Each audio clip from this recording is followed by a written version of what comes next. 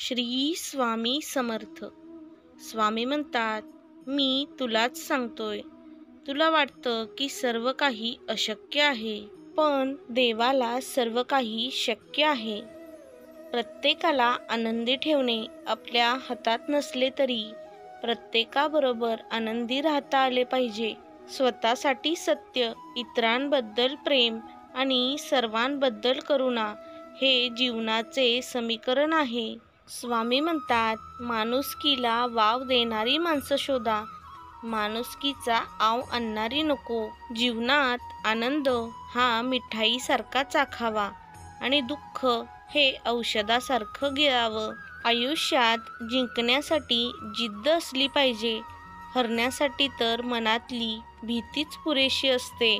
स्वामींच्या या मताशी सहमत असाल तर होय मी सहमत आहे असे टाईप करा. आत्ताच या व्हिडिओला लाईक करा आणि आपल्या चॅनलला सबस्क्राईब करा. हा संदेश शेवटपर्यंत ऐकलात तर तुम्हाला अशक्य वाटणारी गोष्टसुद्धा सहज शक्य होऊन जाईल. स्वामी सांगतात, कितीही संकटे आली तरी घाबरू नका, स्वतःलाच स्वतःशी जोडा. बाळा, आम्ही तुम्हाला आजवर इथवर सुरक्षित आणलं आहे आणि पुढेही असेच सुरक्षित नेणार. जी व्यक्ती माझ्या शक्तीवर विश्वास ठेवते त्यांच्यावर मी कधीही वाईट वेळ येऊ देत नाही. तुम्ही जे पाहत आहात त्यापेक्षा कितीतरी मोठे स्वप्न मी तुमच्यासाठी पाहत आहे. जो सेवेकरी चांगले कर्म करत असतो त्याचे तर पाय खेचले जातात, त्याचीच निंदा केली जाते, परंतु निंदा आणि अपमान सहन करून सुद्धा माझी सेवा करत असतो तोच खरा स्वामी सेवेकरी असतो आणि त्याच्या पाठीशी मी कायम उभा असतो. आयुष्यात खूप संकट येऊनही तुम्ही खंबीर असाल तेव्हा समजून जायचं की आम्ही तुम्हाला सांभाळून घेतलंय. विचारांवर लक्ष ठेवा, ते शब्द होतात, आणि शब्दांवर लक्ष ठेवा, ते कृतीत उतरतात. आपल्या कृतींवरती लक्ष ठेवा, त्या सबबी बनतात, आणि सबबींवरती लक्ष ठेवा, त्यातून आपले चारित्र्य घडत असते, आणि चारित्र्यावर लक्ष ठेवा, ते आपले भविष्य घडवते. बाळा, तू चांगले कर्म करत राहा. तुझी जबाबदारी घ्यायला आम्ही तयार आहोत. ज्या व्यक्तींनी तुम्हाला दुखावले आहे त्यासाठी आता त्यांना त्यांच्या चुकांसाठी खेद वाटतो. बाळा, जास्त विचार करत रडत बसू नकोस. सगळं छान होणार आहे.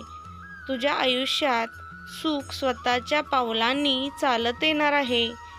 फक्त दिवसातून 2 मिनिटे वेळ काढून तू माझं नाम घे, बघ तुझ्याही आयुष्यात चमत्कार होणार. तुम्ही आमचे स्वामी भक्त असला तरी स्वकर्माने प्राप्त झालेले प्रारब्ध तुम्हाला भोगावेच लागणार. आम्ही फार तर त्या भोगाला मागे पुढे करू शकतो, पण परिस्थितीने वश करून कळत नकळत घडणाऱ्या पापांचे परिवर्तन विपरीत प्रारब्धात होऊ नये यासाठी आमचे नामस्मरण करा. स्वतःच्या कर्मावर आणि प्रामाणिकपणावर विश्वास ठेव. योग्य वेळ आली की एवढं भेटेल की मागायला सुद्धा काही उरणार नाही. तुझे यश नशिबात लिहिलेले आहे. स्वतःला कधीही कमी लेखू नकोस. माझे आशीर्वाद सदैव तुझ्या सोबत आहेत. जो भक्त शांत राहून सर्व काही सहन करत आहे तर लक्षात ठेवा, त्याच्या शांततेचे आणि विश्वासाचे उत्तर मी स्वतः देतोय. जर तुम्ही इतरांना प्रेम दिले तर देव एका क्षणात तुमचे संपूर्ण जीवन बदलू शकतो. तुटलेल्या जीवनात देव काय करू शकतो याबद्दल कधीही मनात शंका येऊ देऊ नका. देव केव्हाही चमत्कार घडवून आणू शकतो. एक गोष्ट लक्षात ठेव, बऱ्याचदा मित्र कोण आणि शत्रू कोण हे आपल्याला लक्षातच येत नसतं. आपल्या भोवती आपले हितशत्रू असतात, त्यांना ओळखता यायला हवं.